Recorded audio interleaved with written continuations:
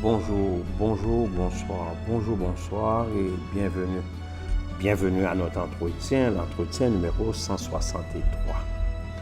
Les gens qui observent ce qui se passe en politique sur les réseaux sociaux et dans certains médias traditionnels peuvent voir que l'Afrique est en guerre contre l'Europe et les États-Unis. Ils peuvent voir que l'Afrique est en train de subir beaucoup de pression de l'Europe et des États-Unis pour la simple et bonne raison que les pays africains ne veulent pas pratiquer l'homosexualité. Donc beaucoup de pression dans le sens que l'Europe et les États-Unis veulent imposer l'homosexualité aux Africains. Nous retrouvons particulièrement des pays comme l'Ouganda, la Zambie, le Ghana, le Kenya, le Zimbabwe et j'en passe. Ce sont entre autres, dis-je bien, des États indépendants et libres qui ont dit non à l'homosexualité. Ce qui rend l'Occident et particulièrement les pays européens et américains très fâchés. Ils sont furieux. Ils sont très mécontents, contrariés, irrités. Ils sont très fâchés de ce que les Africains ont dit non à l'homosexualité. Ils s'énervent, s'offensent, se choquent et s'indignent. Ils disent que ces pays africains ne respectent pas les droits humains. Ils ne respectent pas les choix que font les gens. Ils ne respectent pas leurs désirs, les désirs des gens d'aimer qui ils veulent et de vivre avec qui ils veulent. Quelle affaire! Attention, ne me prenez pas au mot. Nous ne devons en aucun cas haïr des gens ou haïr des personnes qui font des choix particuliers, surtout les pécheurs. Ce sont des actes qui posent problème. De plus, c'est un peu grave qu'un pays veut imposer sa façon de faire sur d'autres pays indépendants, surtout quand il s'agit d'un péché, de choses bizarres. Ce sont des pays riches qui veulent imposer un péché très grave, très décrié à des pays pauvres, des pays qui devraient être sages en richesse, sages en amour, sages en connaissance, sages au niveau moral, mais c'est le contraire qui arrive. Ils deviennent insensés et fous. Se vantant d'être sages, ils sont devenus fous.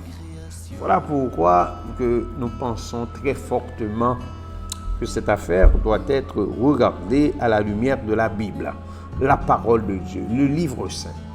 Dieu a créé l'homme et la femme. Il n'a pas créé des transgenres, ni des demi, ni de gens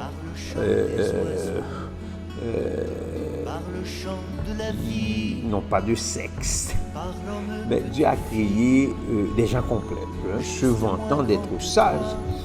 Ils sont devenus fous et même très fous. Ils sont devenus fous, ces pays riches qui se vantent d'être sages. Ils sont en train de faire des choses bizarres, obscures, ténébreuses. Ils sont en train de pécher.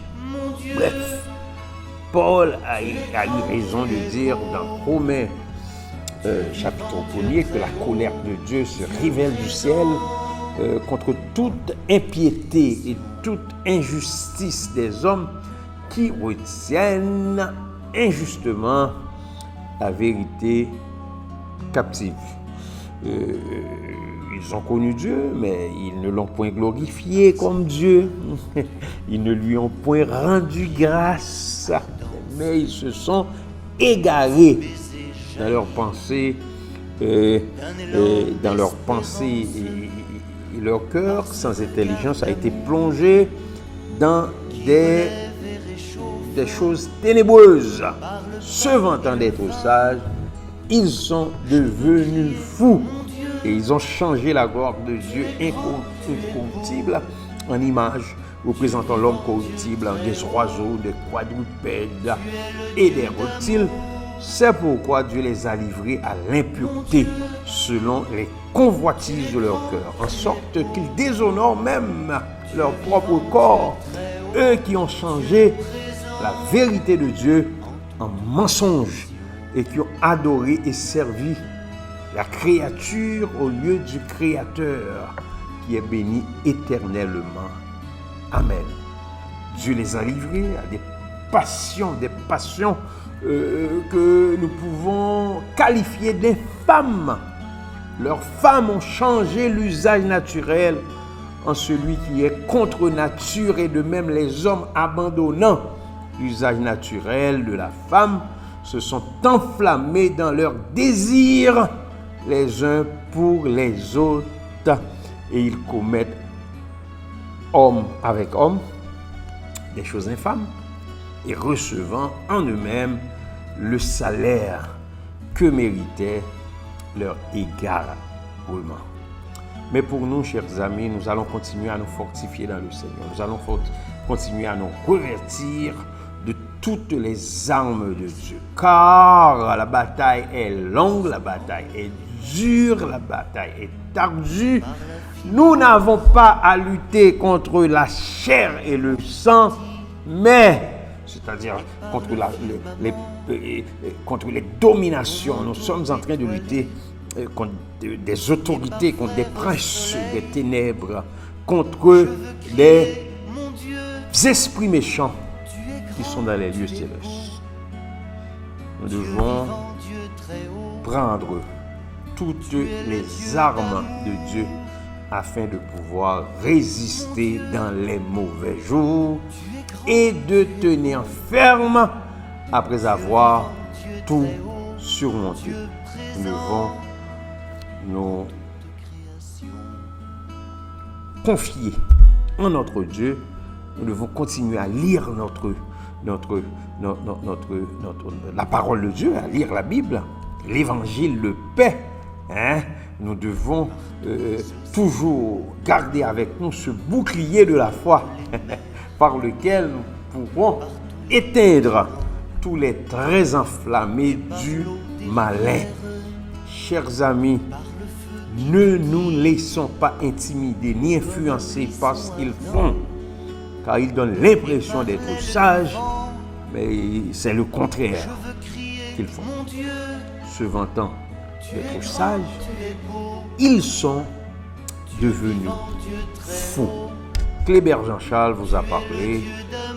Au revoir et à bientôt. Mon Dieu, tu es grand, tu es beau, Dieu vivant, Dieu très haut, Dieu présent.